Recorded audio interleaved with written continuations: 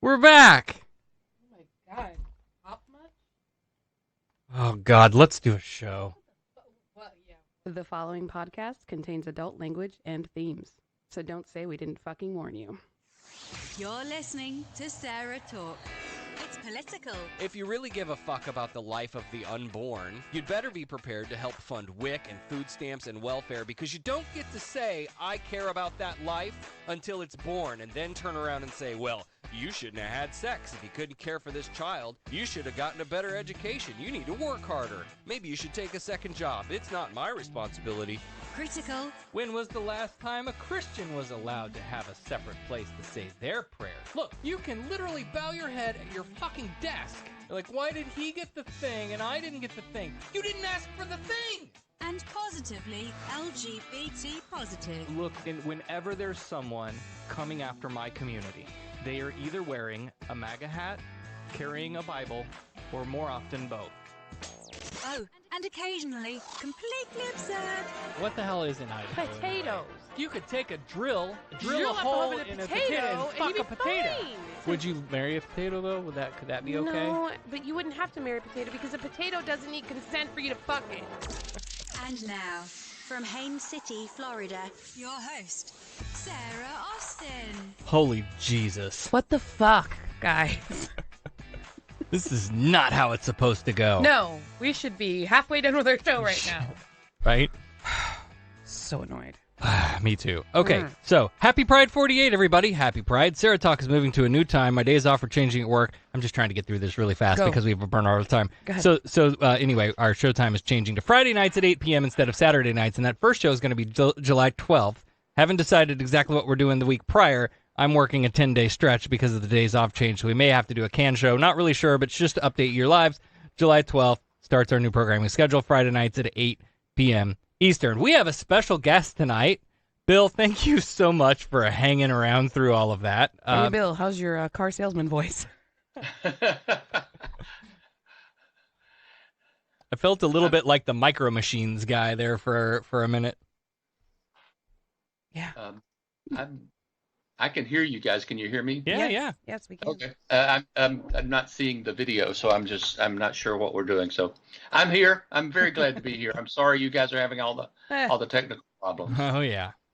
Well, anyway, so let me properly introduce you. Bill Prickett is our guest tonight. Bill is an author, blogger, and a survivor of the conservative Christian ex-gay ministry.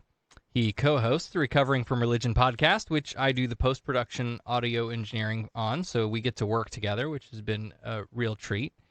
And he's a husband, he's a dog dad, and we're super happy to have him as a friend and on the show tonight. So Bill, welcome to SarahTalk. Thank you so much, Sarah, and you as well, Becca. Greetings from Texas. Hello, Texas.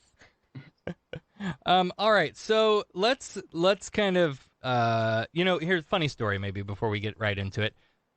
Last year on our Pride 48 episode, don't know if you know this or not, our guest was Tim Reimel.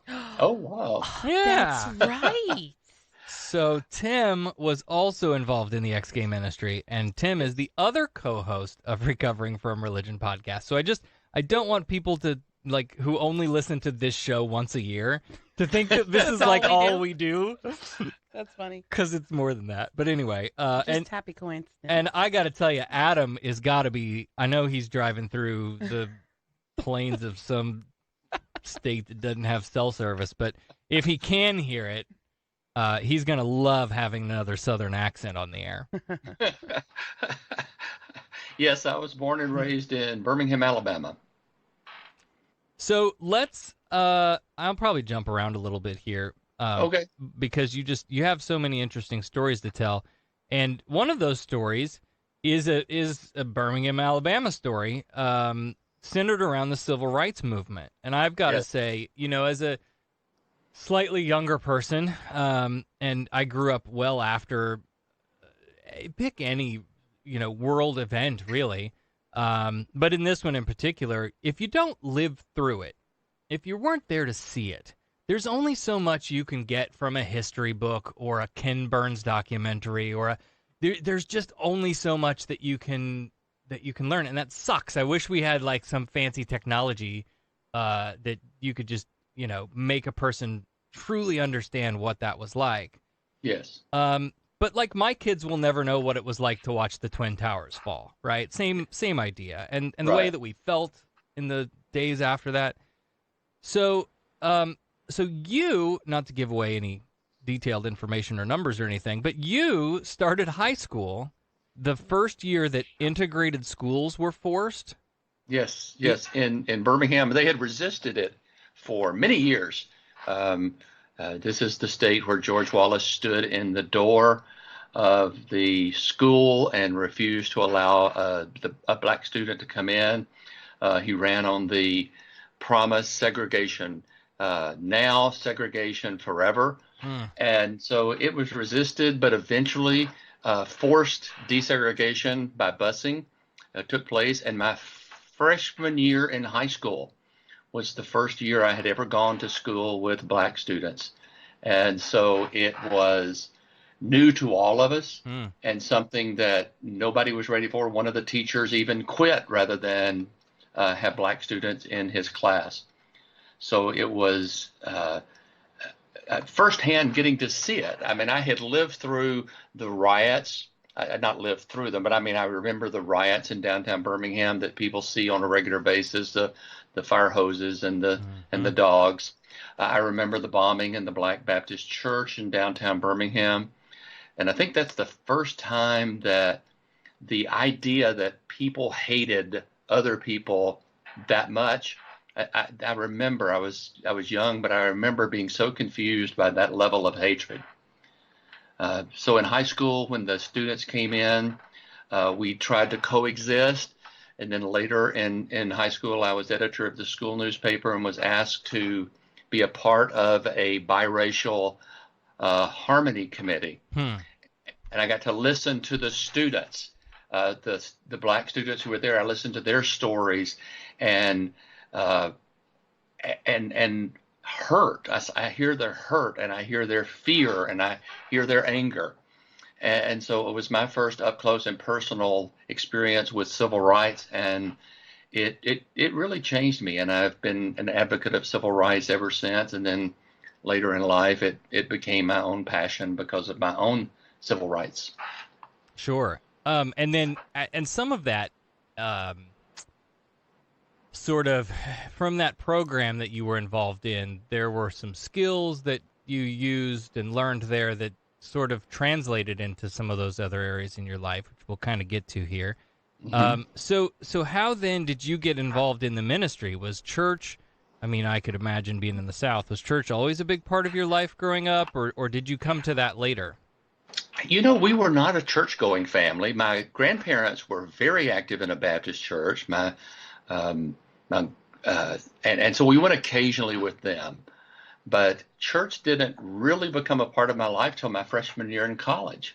I don't know any other way to say it. It's not an empirical thing. It's not a rational thing. But I was asked to be a part of a small Methodist church. Their drama group was doing something, and I had experience in drama, directing drama. So I was asked by my roommate, best friend, would I come help them? And so working with these kids, and then during one of the performances, I just had kind of one of those John Wesley experiences. John Wesley describes his experience as a stirring in the heart. And it wasn't anything drastic, no lightning struck. I didn't fall down on the ground. It was just very quiet. But it was transformative to me, and I got involved in church at that point, the small Methodist church. But unfortunately, at the same time, I also got involved in an extremely rigid fundamental Bible study group. So at what point then did you realize that this was a path of life for you that would eventually lead you to seminary? It was a part of that. This group that I was attending, the emphasis was on studying the Bible, learning the Bible, memorizing it, and I seemed to have an aptitude for that. and I would be sharing what I was learning. This was the kind of group we could spend the rest of the time talking about how fundamental they were. But this was the kind of group when you showed up or greeted one another, it was, how long did you spend in the Word this week? And so I see that face, Becca. Yuck. Well, I spent the time, and then I began to share what I was learning. And so I was then asked to lead the group, and then I was asked to speak at other churches and other Campus Crusade for Christ and InterVarsity. So I began to just kind of do that. And that's when I decided I have an aptitude for this. I want to do this as a career. I want to go to college. I want to go to seminary. More than anything, I just wanted I wanted skills to better study the Bible. I just had this passion for studying the Bible. And I have been an avid reader and teacher of the Bible for probably 40 years. Wow. But meanwhile, back at Birmingham. Yeah.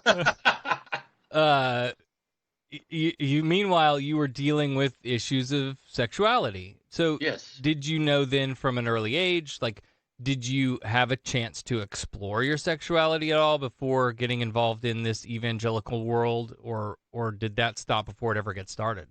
No, my first sexual experiences began around 12 and all through high school, and all of them were, boy.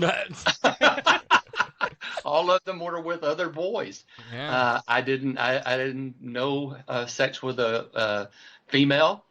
So I had no frame of reference for what it was that I was feeling. Mm-hmm. There were no terms or labels attached to it. But as soon as I got involved with this fundamental group, it was they let it be known without addressing me specifically. They let it be known that these kinds of feelings were wrong. So at that point, I decided that I needed to overcome these feelings. And as with all the rest of my path so far, I thought if I read and study and memorize the Bible enough, I can make these go away. Yeah.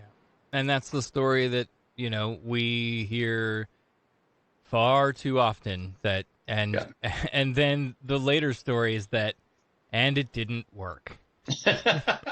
Yeah, it never works. I don't mean to, spoiler alert.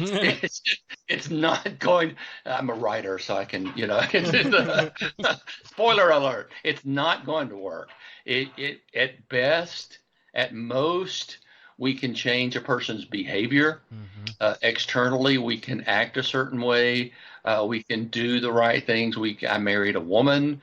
We had a 19-year marriage, 2 children, but it didn't change the essence of who I am or the person that I'm attracted to. Right. So talk about your involvement then in the ex-gay ministry. Was that obviously it was something that you thought you could change by immersing yourself in the word, in the religion. Did you then go on to be, one of these sort of poster boy, look at me, I'm ex-gay examples? Actually, yes. I started out, I knew I had these feelings. I knew I wanted them to go away. And interestingly enough, I read an article in the newspaper that Anita Bryant Ministries was sponsoring a workshop in the Birmingham area. Anita wasn't there, but she had an emissary, a guy that worked for her organization who was a former homosexual. So I went to the workshop. I didn't say anything, didn't ask any questions. I just listened. But afterwards, there was a brochure, and I snuck one of the brochures, and there were other resources. And that's what got me in touch with Exodus International, which at the time was the largest umbrella organization in the country of ex-gay ministries. And I began to correspond. I began to get books, read books, attend other workshops. I went to Exodus conferences.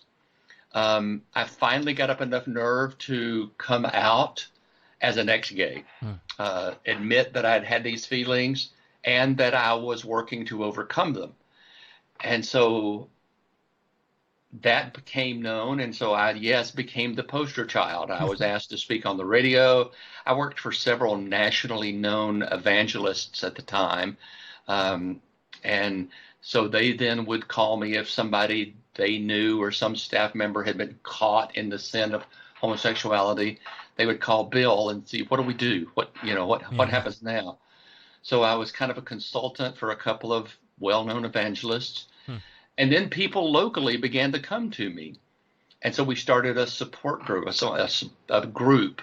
And we kind of formed this, became an ex-gay ministry, and I was executive director. And we were affiliated with Exodus International, and I spoke all over the country about my great success in becoming ex-gay. So what do you make then? I mean, and again, we're going to jump back and forth around the timeline here, but what do you make then of all of these?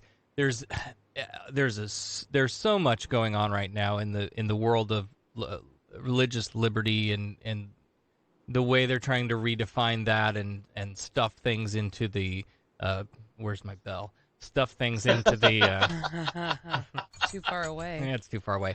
Into the legislatures. So, one of those things is there is a concerted effort to ban conversion therapy. Yes. And then there is a counter effort to stop banning conversion. The terminology gets really confusing because Yes. It's cloaked in all kinds of terms that don't mean what they really mean. Don't communicate what they really mean. So we talk about religious liberty, which is a parent's right to force their kids to an ex-gay camp or to an ex-gay counselor. And so we have that. We have states and cities and municipalities seeking to ban conversion therapy for minors. But that's strictly on the basis of a therapist. It's still, these laws have no effect on the church. So even if we banned it federally, nationally, churches can still practice it. Right. But what they're fighting is for their right to be able to do it at their local therapist or psychotherapist, whatever. But that part is a losing battle, I think, because every major national mental health organization has come out against conversion therapy. That sexual orientation is innate and unchangeable. So if a psychologist or a psychiatrist is practicing it, they're going against the basic tenets of their professional practice anyway. I was listening to a podcast by Hemant Mehta overnight one night, as I would do at work, and they were talking about this garbage study that's being trotted out now that shows the conversion therapy actually works just as, with the same rates of success as just any other treatment for anything, really. It's just it's such a good. And then when you dig into it, you realize that the sample size was large enough had the sample been random, but it wasn't exactly random. Those people were reached out to specifically, and the organization that did the study is a Catholic research organization, which says in their mission statement that their goal is to reinforce the beliefs and values of the Catholic Church. So right. When you see this shit on the news, when they're this study came out that says this, go read the study. Yes. Look at the bias of who commissioned a study or who, for years, there's been studies with different organizations. And when you dig down into who commissioned it, who conducted it, there's so much obvious bias there. And then you look at the results and look at, what you were talking about, the sampling. Too often as I have seen for years, I've been monitoring this. Oh, is it drink time now? It's drink time. Here, pour some of that in there. I've been monitoring this for 30 years now because I got out of it in the 80s. Damn. Smell that. I'm sorry, I can't. It smells good. But so much of the research is done by self-reporting. Mm-hmm. And so I go to an ex-gay ministry. I'm there for a year. Then I take a survey and I'm asked, are my Yes. same-sex attractions lower now? Well, yes. Yep. Do you feel like you're cured? Well, absolutely. Yep. Jesus says I am. Well, then I'm a statistic. Mm-hmm. And so I wrote an article several years ago called How to Listen to an Ex-Gay Testimony. Because every time I speak out about this, somebody inevitably sends me a YouTube video. But have you heard? But what about Because this YouTube person? can solve all of your problems, right? Right. Well, it is. And so I developed about a way, some guidelines when you're listening to ex-gay testimonies. Listen for several key factors, and one of them is self-reporting. Mm-hmm. Because how do you measure a person's actual attractions? Right. You just can't hook up diodes and say, oh, look, his same-sex attraction is lower now. Well, and like this study, there wasn't even a comparative study. There was no control group. There was no double blind. It was literally what you just said. So you went through this process. Did it work? Yes. Mm-hmm. Check the box. Yes. Success. On a scale of 1 to 10, how much improvement is there?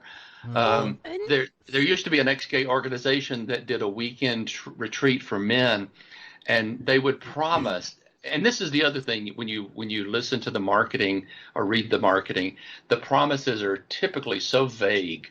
But this ex-gay group would promise that after a weekend there would be diminished same-sex attraction.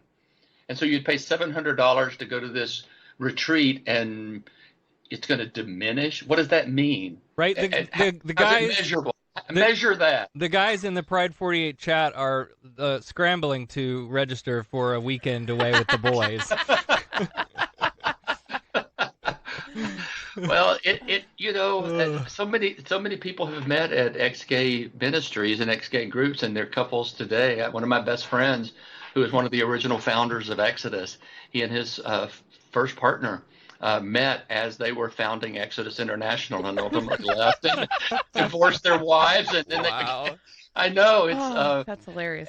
We used to joke about the fact that you go to one of these conferences, and the first day you're there, they assign you a prayer partner, and by day 3, your prayers are answered. Ooh, yeah.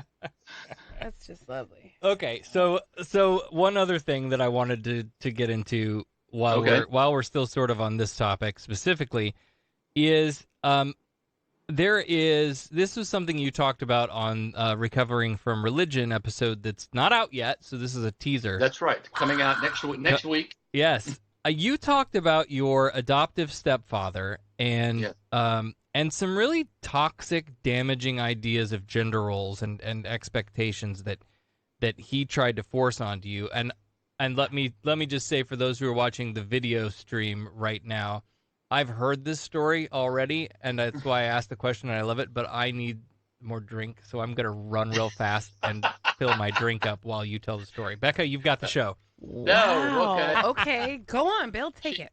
She goes to drinks and just leaves us here. She just abandons me like some kind of bitch.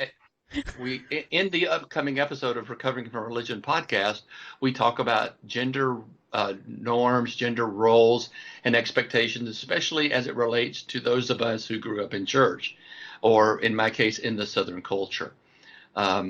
My biological father left us when I was very young, and my mother remarried when I was about 6 or 7, and he adopted us then later, so our names were changed.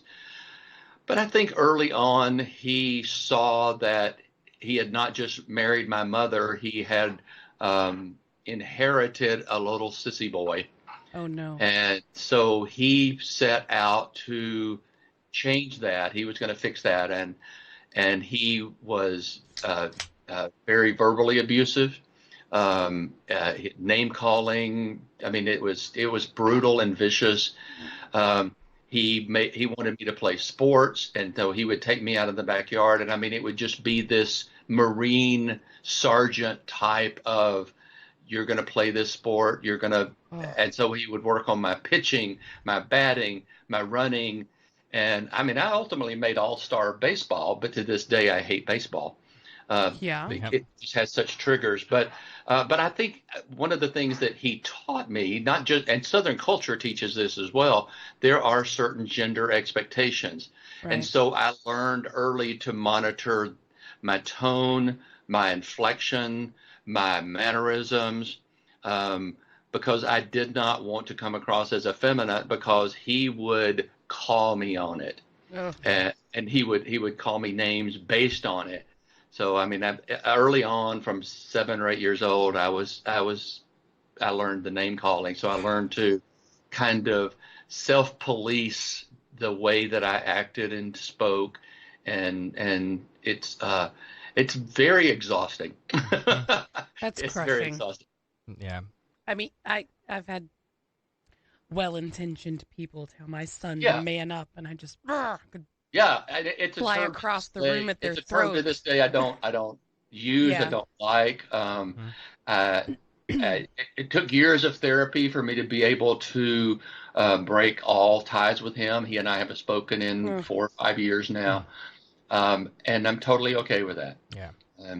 But it did a lot of things. It taught me that I was not going to do that with my children.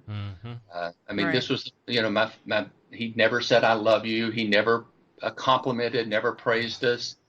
So I made a point with my children that they were not going to do that. So every day of their life growing up, they heard that I loved them. Yeah. Well, and I just thought that was such a relatable story. Like, I know there are people out there listening, nodding along. Like, my dad wasn't like that necessarily, like that I remember, that I recall.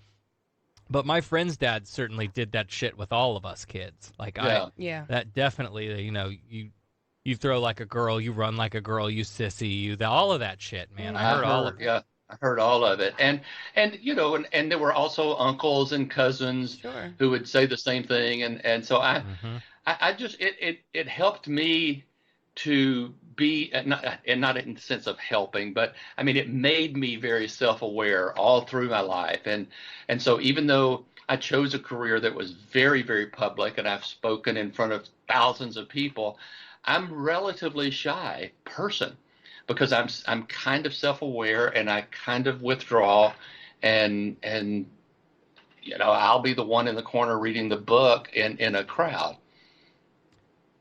So I'm being conscious of time here. So with all of this sort of history in mind, from your upbringing to your experiences in the evangelical world and conversion or ex-gay ministry, at some point you had to reconcile your sexuality with that upbringing, with that the religious views and expectations around homosexuality. So how did you find your way through all of that?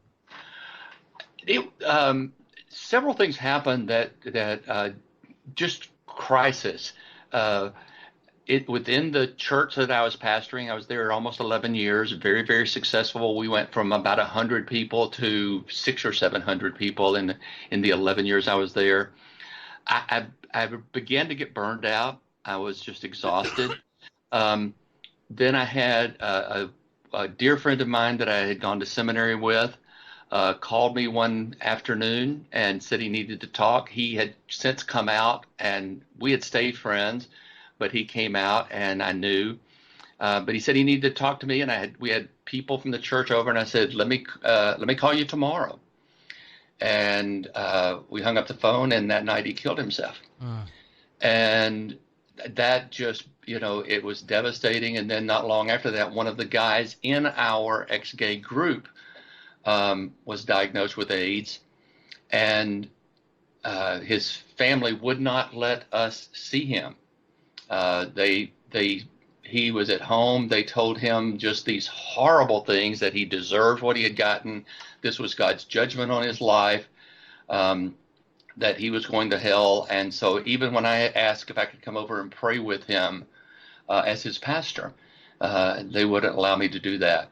So those two deaths in my life just kind of began my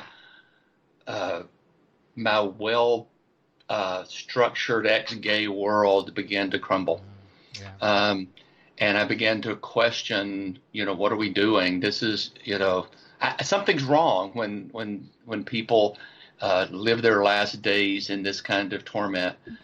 So I actually resigned the church. My wife and I separated, and I went off by myself and just had a reevaluation. I was a failure in my mind. Becca, you've got some questions from the Pride48 chat. Yeah, I've got Chris from Tennessee wants to know, do you think that religion today has a positive role to play for supporting LGBTQ plus folks? I know of churches I'm affiliated with who marched in Nashville Pride today, for example. I do think if faith is a part of your life, I still consider myself a person of faith, and we're involved in an open and affirming church. And so I don't think that a person I don't think it should be an either or. We shouldn't be told it's either or. Yep. In my fundamental days, I was told you were either a Christian or you're gay. And I think too often today we're told you're either gay or you're a Christian. And so I don't think that we've reached the place where we can see a balance. And so some people will just turn their back on their faith. It's too toxic for them. It's too triggering, and that's okay. Some will find a way to retain some level of faith. And if that's important to you as it was to me, then I think it can be helpful. It can be supportive. The community that it offers can be powerful. You know, I've said several times, and this is, the atheist outside looking in position, but and we're going to talk about, if you can stick around with us a little bit afterwards and do a little post show, your history in the study of Scripture, and sort of biblical history, but the church has evolved itself many, many times.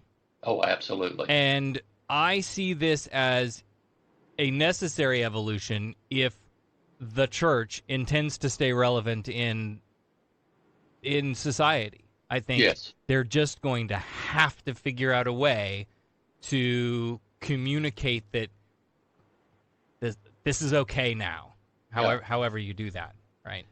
And it is an evolution, and we've seen it before. There was slavery, there was women's rights. We've seen this. The church has to transition. The church is usually 20 to 30 years behind society and culture. But I think with the internet age, it moves faster in some areas. And so, when I was coming out, when I was leaving the ex-gay ministry, it was the 80s. We didn't have the internet. We didn't have any of that. So I'm so thankful that kids today who are reevaluating this can get a lot more information. We were given one way, and I didn't know any other way. Right. I got one more. Go for it. Okay. George in Atlanta says conversion therapy seems to be on the ropes. Who are the last holdouts? Major organizations or supporters? I think it's conversion therapy and ex-gay therapy grows out of the fundamental mindset. Where there is fundamentalism, there must be conversion therapy or ex-gay therapy, because if you believe the Bible is inspired and infallible and is exact as it's written, then homosexuality is a sin, and as a sin, it can be changed and must be changed. So there has to be ex-gay therapy. So it grows out of this fundamentalism. And if you had asked me 5 years ago, I would tell you that ex-gay ministries and programs and the mindset was dying. In the culture we're in now with this particular administration and the impact of the extreme religious right, we're seeing much more of a vocal presence. Whether they're growing or not is debatable, but they're becoming more vocal and much more emboldened. We have a vice president who supports conversion therapy. Yeah. So, I mean, That's telling. Yeah, we have the vice president of The Handmaid's Tale. Yeah. Yeah. Ugh. Yeah, I saw a Venn diagram where we're living in the center of Handmaid's Tale 1984 and Brave New World, right in the middle. Yeah. I would also throw in the Lord of the Flies. So now we're running out of time, but before Okay. we go on the Pride 48 show, you are an author. Why don't you Yes. talk a little bit about the novels that you've written and sort of how this rich tapestry of history and experiences that you've lived feed into and inform the writing that you do? I write about Southern culture. My books take place in either my hometown of Birmingham, Alabama. One of them took place in Dallas, Texas, where I live now. So you've got the ingrained religious culture that is so permeating the actual culture. So whether you go to church or not, you still are intertwined with the religious mentality of the culture. For example, in my home state of Alabama, Roy Moore has announced that he's running for senator. I mean, this is an accused child molester. Yeah. He's running. And he said today the reason he's running is because God told him to. And the reason he went through what he went through before was because God wanted to test him like he did Jesus. So that's the culture of the South. And so my books are not religious novels, but they're novels about people living in a religious culture. And so they vary. The one I've just finished a new one that'll be out in the fall, and it's about my time in ex-gay conversion therapy. It grew out of my experiences. People have been telling me for years they want me to write an autobiography, but I wasn't really interested in that. But I thought if I could kind of filter some of my experiences through the lens of a fictional character, and so I did that, and I'm very excited about the book. Yeah, Cool. that's great. So where can people go to read your musings and find your books and learn more about you and all of those things? On my website, billprickett.com, you can find the information about my books. You can find my blog. I have a blog called Brain Bubbles, and I just write about whatever's bubbling up in my head at the time. And it's to quote Dr. Sheldon Cooper, inside my head, it's sparkling sometimes. And so I write about politics and entertainment and religion and movies. So they're all there, but I write a lot about the ex-gay ministry and the ex-gay mentality. Well, what is the title of your book? The new one coming out in the fall is called A Double-Minded Man. Okay. Excellent. All right. And there's a email. If you give me your email on my website, I won't spam you or send you sales pitches. I'll just notify you when the book comes out. It's going to be right now, I think, middle of September. Awesome. Well, we're coming up on our hard stop here for Pride 48. Hang on the line with us, Bill. We'll come back in just a minute. I'm going to switch over the other camera, though, so that if you need to get up and go do anything, you can go do that. And for those of you who want to hear more from Bill, become a patron at patreon.com/SarahTalk, and we'll tell you more about that. Coming up next. Spell coming. Gayish. How did I not know? It's like a frat party bender if frats weren't so dude bro-y and only served rosé. You know, I was going to write a short roast of our gayish friends, Mike and Kyle, and I mostly ran out of time, but that idea came when I saw a photo that they were tagged in of some podcasting meeting, whatever those are. And Mike had this, like, my dad in the 1950s sort of look. There's a daddy joke in there somewhere. Wow. I think it was the glasses. Maybe. Anyway, Mike and Kyle, we love you guys. Yes. And hashtag more Ma Johnson. I swear, if Ma Johnson's not on the show tonight, I'm going to be really, really disappointed. All right, so that's going to do it for us. I'm glad we were able to get the stream going and come on the Pride 48 streaming weekend. We came on Pride 48. Thanks for listening. Thanks for patroning. Thanks to Bill Prickett. Thanks to Pride 48 for having us back again. And we'll see you next year. Gayish is next. SarahTalk is made possible by listener support. Visit patreon.com/SarahTalk to become a patron and help keep this program going. Contact Sarah and Company by email at producer@sarahtalk.com or call 224-40-SARAH. That's 224-407-2724. And follow us on social media Facebook.com/SarahTalk Radio, and on Twitter @SarahTalk Radio. Sarah Talk is a production of Sarah Austin Media.